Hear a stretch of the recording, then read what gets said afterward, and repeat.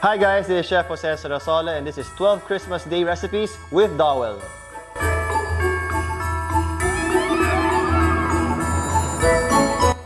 For today, gagawa tayo ng sticky rice pudding with mango. Ingredients for our pudding, of course, rice na nirinse ko na, coconut milk, salt, sugar, mango, sesame seeds, and water. For today's recipe, I'll be using my Dowell Electric Pressure Cooker. So ang first step natin, putting in our rinsed rice inside.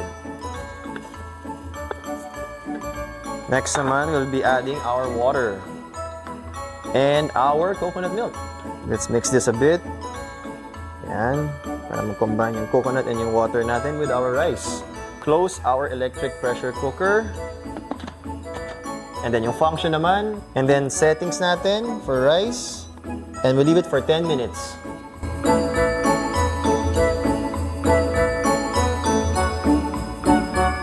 And after 10 minutes, let's check on our rice.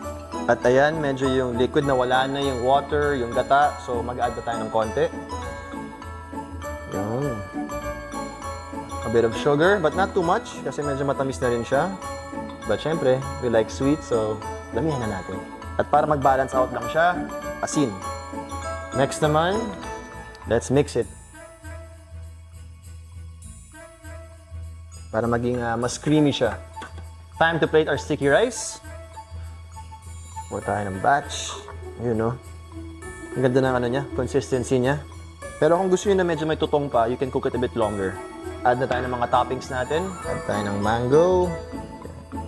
And then, mag-add din tayo ng sesame seeds. At ayan, tapos na ang sticky rice pudding with mango.